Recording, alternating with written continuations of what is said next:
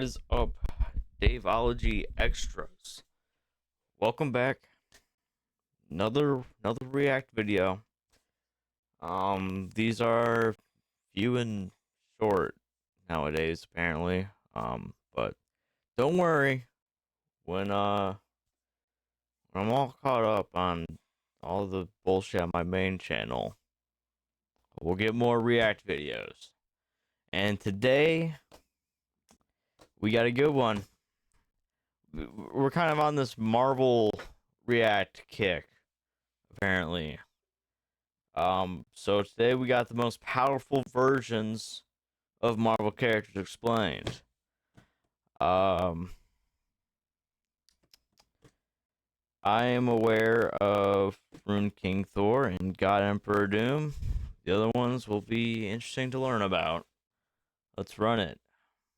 King Thanos. He is not just another version of the Mad Titan, we're talking about Thanos at the end of time, after he's conquered the universe, defeated every hero, villain, and cosmic being, and is left with only one thing: regret. Introduced in Thanos 2016, King Thanos is a version of Thanos from the far future who succeeded in doing the impossible. He wiped out all of life and killed the Marvel Universe. Galactus, dead. Celestials, gone. The Watchers, Ego, the Living Tribunal, even cosmic abstracts like Eternity and Infinity, all obliterated. Only Thanos remains, ruling from a throne made of bone and ash, accompanied by a few survivors, Cosmic Ghost Rider, his herald, and Hulk, mutated and enslaved as his pet, and a broken, silent world that obeys by default, because there's no one left to rebel. But here's the twist: he is not satisfied. In fact, he's tormented. With nothing left to kill, King Thanos realizes that true glory eludes him unless he can face one final opponent: himself. He summons his younger self through time, not to train him, not to advise him, but to kill him. Why? Because King Thanos knows the only being in the multiverse worthy of ending his wretched existence is himself, and he can't enter the afterlife until he defeats the final being he's never been able to slay: Lady Death, the personification of death itself. That's right, after all these years,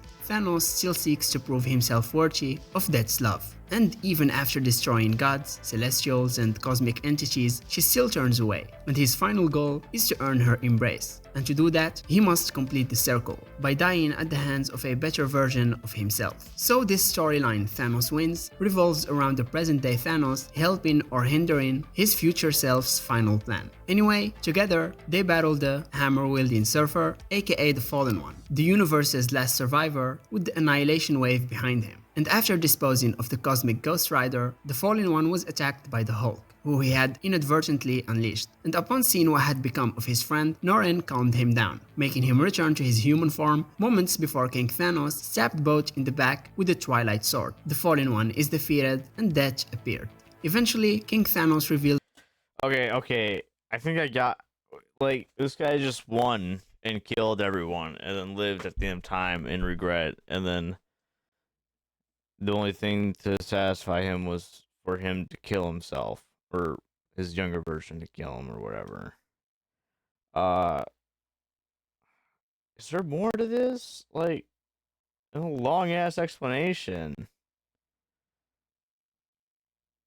I'll keep with it, I guess. Greatest fear, that Death herself has abandoned him. His entire journey, his obsession with destruction and balance, was for her love and approval. But in killing everything, he made himself irrelevant, even to Death. Realizing that this version of himself is a failure, young Thanos rejects that future. He returns to his own time, swearing never to become what he saw. And this act erases King Thanos from existence, wiping the timeline where he ruled and leaving the Mad Titan with a new path ahead. So King Thanos got what he wanted, and it meant absolutely nothing.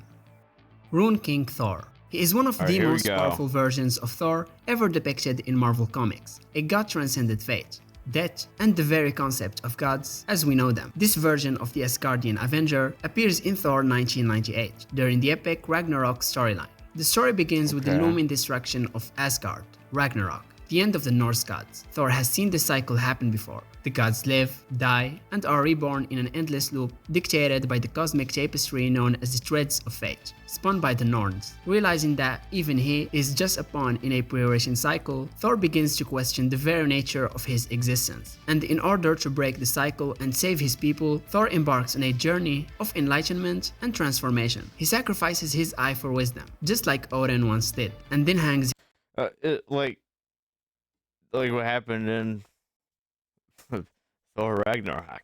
He lost his eye. Well, he didn't sacrifice it, but he got stabbed in the eye.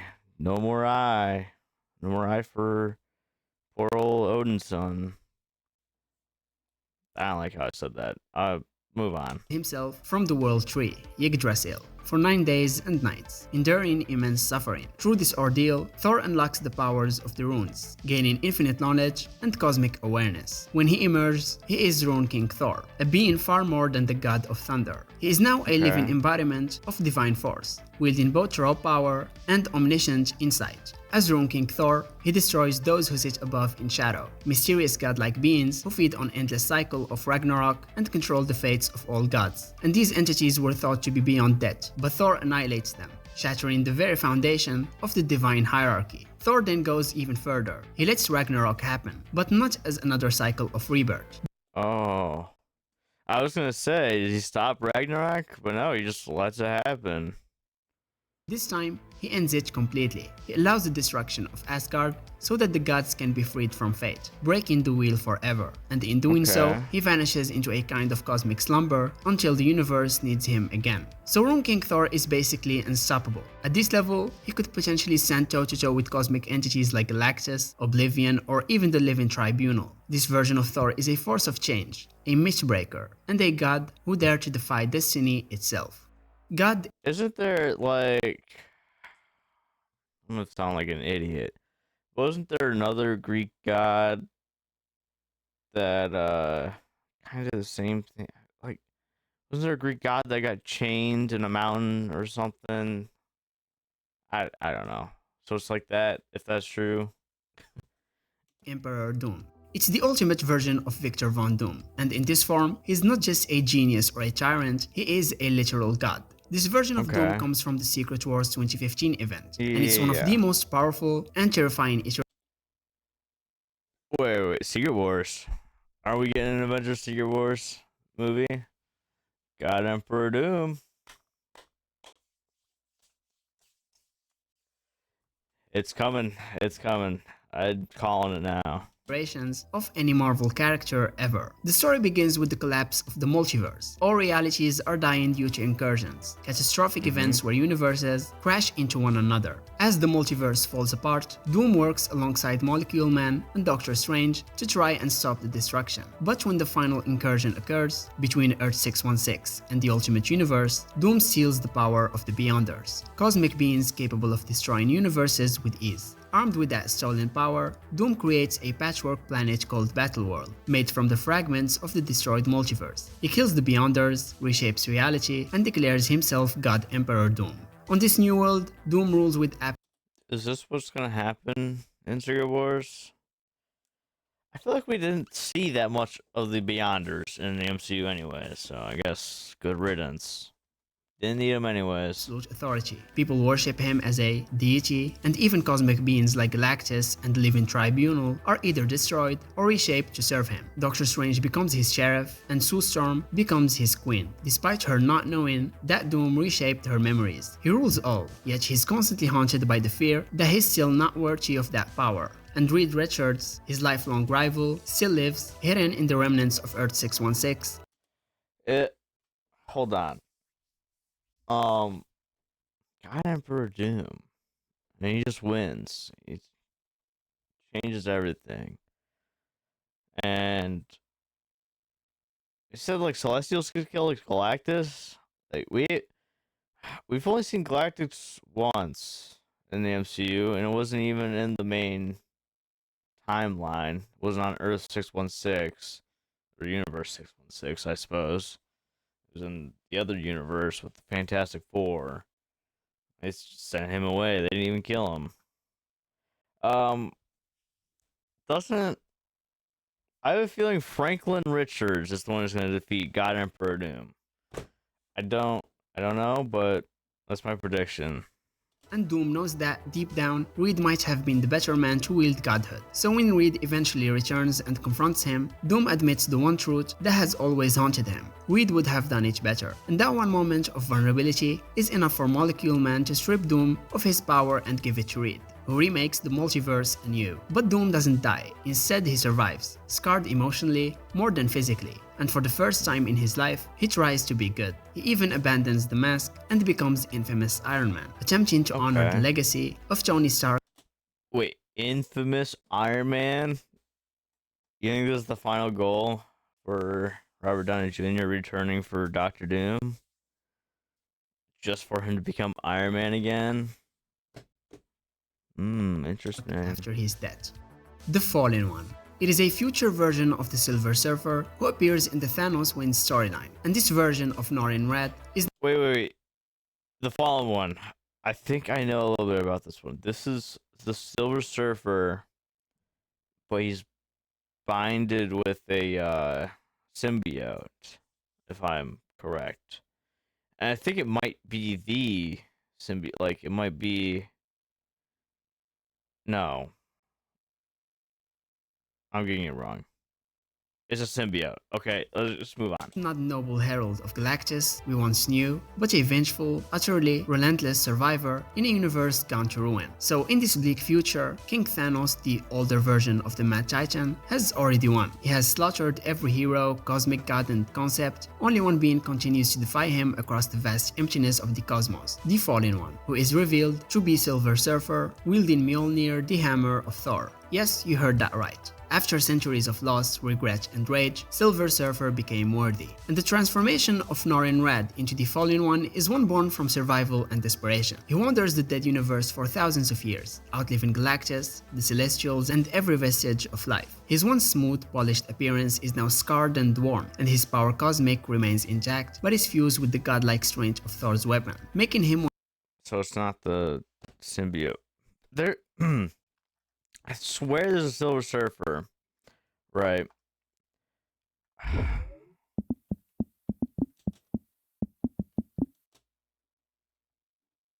That fused with the fucking symbiote.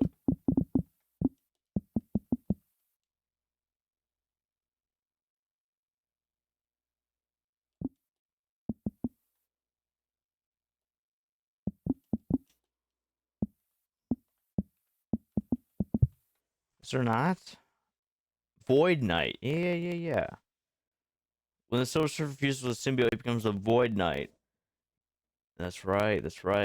Terrifying and immensely powerful entity created when an ancient proto-symbiote or dark abyss light tied to Null, the god of symbiotes, bonds with... Okay, so it was Null.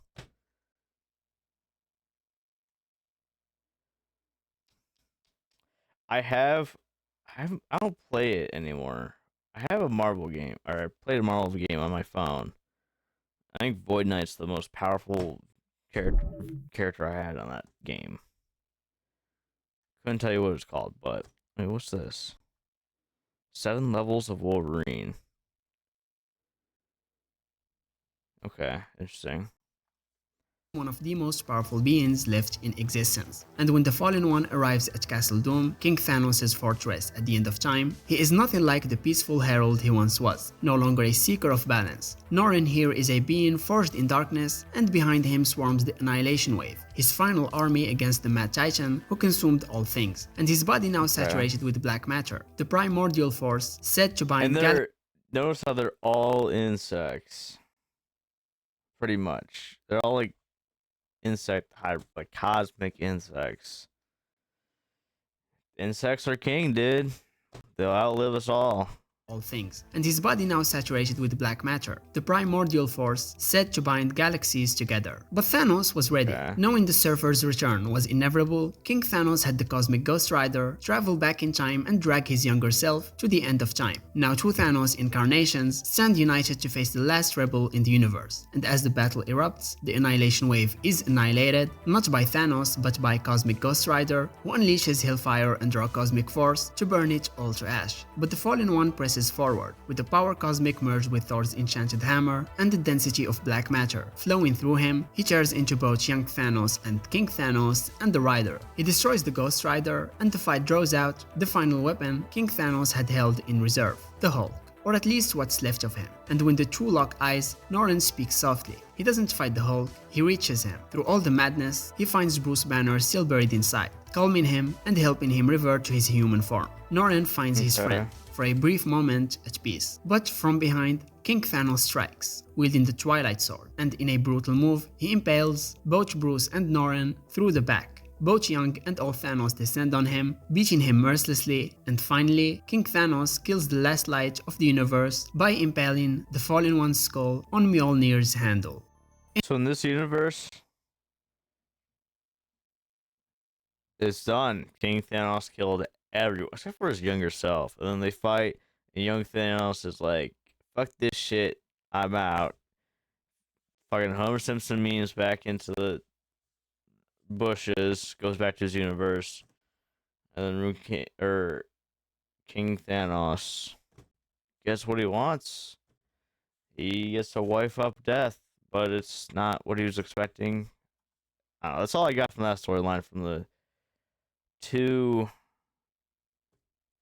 powerful versions of characters that we learned about. And there's still another, I think Cosmic Ghost Rider is somewhere in this as well. So Entropy Hulk. In the Immortal Hulk series, we witness one of the darkest and most terrifying versions of the Hulk ever conceived. And this isn't just Hulk as a rampaging force of nature, this is Hulk as a vessel for a god of destruction, the one below all, a cosmic, hellish entity.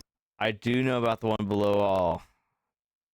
And this is a Hulk that's a vessel for that guy? Okay. That represents the absolute end of everything: hatred, entropy, and annihilation. Let's rewind. So the Immortal Hulk series begins with the premise that Bruce Banner cannot die. No matter how brutally he's killed, the Hulk always rises, resurrecting his broken body. But as the story goes deeper, it becomes clear something ancient and horrifying is awakening within him, something beneath even death. And that something is the one below all, a dark god imprisoned in the lowest layer of reality, the opposite of the one above all. It dwells in the below place, a green hell beneath the Marvel multiverse. And the twist, this being has chosen the Hulk, especially Bruce's Savage Hulk persona, as its perfect vessel, using his rage and trauma as a gateway into the living world. And the Immortal Hulk, issue 25, showed the ultimate evolution of the Hulk if the one below all had its way. And this version of the Hulk had grown to a size that rivaled the most powerful Celestials and traveled the cosmos, destroying worlds as if they were nothing. No world was safe from this Hulk's power and rage. Without an infinity gauntlet, destroying planets with one punch was far beyond what any other Hulk or being in the Marvel Universe could master. And during the climatic battle in Immortal Hulk, issue 50, Bruce travels into the below place and confronts the truth. He and the Hulk have been avatars of the one below all along. Every act of destruction, every rampage, and every explosion of fury. And do they fight? Does Hulk get his conscience back and beat the shit out of one below? Well, I don't think Hulk would win. Maybe. I don't know. We'll see. Each was a crack in the door, letting this being in. But Bruce doesn't give in. He fights back, spiritually and psychologically, realizing that the Hulk isn't just rage. He is survival. And he is the reason Bruce endured childhood abuse, trauma, and loss. And that realization weakens the one below all. But for the time, when fully manifested, this version of the Hulk is something utterly terrifying. It doesn't just smash, it corrupts. It absorbs gamma beings, wraps reality around it, and drags. Did this guy just say that Hulk weakened the one below all by connecting with him on childhood memories? Yeah, okay. Souls into eternal torment. It is the Hulk if he were Satan himself, and it is perhaps the most symbolically powerful. Satan Hulk? God of Light Venom. In Marvel's King in Black event, and by the end of the cosmic war against Null, the long host of the alien symbiote Venom. Dude, I'm excited. Didn't we get like a post-credit scene of Null in like one of the Venom movies? I'm excited to see Null in a fucking Marvel movie, dude. Where's he at? And also, where's Venom Spider-Man? Like, piece of Venom was left behind. Earth 16616. Where's Venom Spider-Man? Unless it doesn't hear me out. That doesn't bind with Spider-Man. It binds with Miles Morales. Now we're getting somewhere. We're getting somewhere. Alright. Doesn't just become a stronger version of himself, he becomes the God of Light, the ultimate antithesis, and the new King in Black. For years, Null loomed as the creator of the symbiotes, a primordial being born in the void before time who despised all light and life. He controlled a vast army of symbiotes and brought entire worlds to their knees. And when he invaded Earth, it was the final war between darkness and light. No one, not the Avengers, not the X-Men, and not even cosmic entities could I think I'm starting to get a little inkling of a feeling that after Marvel or Avengers Doomsday, Secret Wars, whatever, unless Null invades with the symbiotes in Secret Wars, that could be something. But after Doctor Doom storyline, I think the next main bad villain could be Null. Null and the symbiotes. Could be good to see. I see Luke Cage and Iron Fist in here. Alright. stop him. But in the middle of the chaos, something unexpected happens. The Enigma Force, also known as the God of Light, finally takes a host, Eddie Brock. Okay. This cosmic power is the same force that once turned Peter Parker into Captain Universe, and now, sensing the purity in Eddie's will to Peter Parker, Captain Universe. You're just gonna skip over that casually, of course. Why isn't that in this list? Anyways. protect his son and the world, it chooses him. Eddie Brock becomes Venom, no longer powered by a symbiote, but by pure cosmic light. And in this new form, God of Light's Venom is nearly unstoppable. He towers with celestial brilliance, adorned in living armor, shaped like Venom but glowing with radiant energy. He wields Mjolnir and the Silver Surfer's board, fused into a massive battle axe, a weapon. He wields Mjolnir and the Silver Surfer's board, fused Fuses Mjolnir and Silver Surfer's board into a battle axe. Now that's interesting. Into a massive battle axe, a weapon that combines divine thunder and the power cosmic. And with this, Eddie takes the fight directly to Null, in a way no one else could. And during their final confrontation, Null tries to corrupt Eddie, to wrap his tendrils of darkness around him like he did to so many others. But Eddie has transcended his fears, his anger, and even the Venom persona itself. He rips the symbiote cut from the heart of the planet, flies him into the stars, and destroys Null by throwing him into the sun. Pure light cleansing pure darkness. And after Null's defeat, Eddie doesn't return to being just a host, he becomes the new King in Black, but one of balance. He now watches over the symbiote's hive mind, becoming its protector and guiding force. So from street level anti-hero to universal guardian, God of Light Venom is the final evolution of Eddie Brock. That's an interesting level up. That would be fun to watch. Binary. Before she was Captain Marvel, Carol Danvers reached godlike heights as Binary, one of the most powerful forms she has ever achieved. And this transformation didn't come. You're saying she transcended to Binary, a powerful cosmic being, and then downgraded to Captain Marvel. We sold, bruh. We sold. From Kree technology, it came from a cosmic explosion that rewrote her very DNA, turning her into a living star. The origin of Binary begins during the classic Uncanny X-Men run by Chris Claremont, after Carol's power as Miss Marvel were stripped from her by Rogue, who at the time was still a villain. She was left powerless and emotionally broken. The X-Men took her in, and during a mission in space, Danvers was captured by an alien race known as the Brood. And while experimenting on her, the Brood accidentally unlocked Carol's true potential, activating the dormant Kree-human hybrid DNA that had been altered over the years. And the result was Binary, a being fused with the power of a white hole, allowing her to tap into the full electromagnetic spectrum, manipulate stellar energy, and generate heat and radiation on a cosmic scale. She could fly faster than light, survive in space without protection, and go toe-to-toe with galactic threats. She was a walking supernova. As Binary, she joined the Starjammers, a group of spacefaring rebels led by Corsair,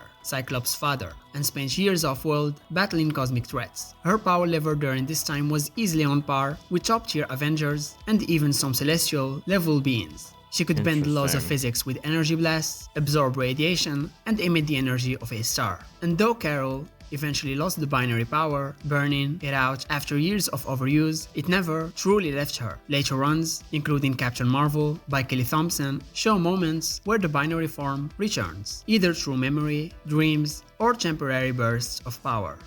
Cosmic Ghost. So, what you're saying is, could get binary here in the future. Interesting. Rider. A fusion of the spirit of vengeance, the power cosmic, and the broken soul of Frank Castle, aka the Punisher. He's a You're just casually gonna throw in Frank Castle like that. So this is the fusion of the Ghost Rider Devil, whatever, cosmic powers, and Frank Castle the Punisher. We're off to a good start here. cosmic powerhouse, a vengeful, unhinged anti-hero set loose in the multiverse. His origin comes from Thanos 2016, issue 13. In an alternate future where Thanos kills almost all life, Frank Castle makes a deal with Mephisto to become the Ghost Rider, hoping to continue his endless crusade of vengeance. But there's a problem. He's the last being alive. There's no one left to punish. And driven mad by cosmic isolation, Frank drifts through the wasteland of a dead Earth for years, losing his mind. And that's when Galactus arrives, weakened and desperate, seeking help against Thanos. Frank, craving purpose, offers to serve as his herald, combining the spirit of vengeance with the power cosmic to become the Cosmic Ghost Rider. He rides a flaming spirit I want to read this. What's in the deal for Galactus? After I'm done with Thanos, you can eat Earth if you still want to.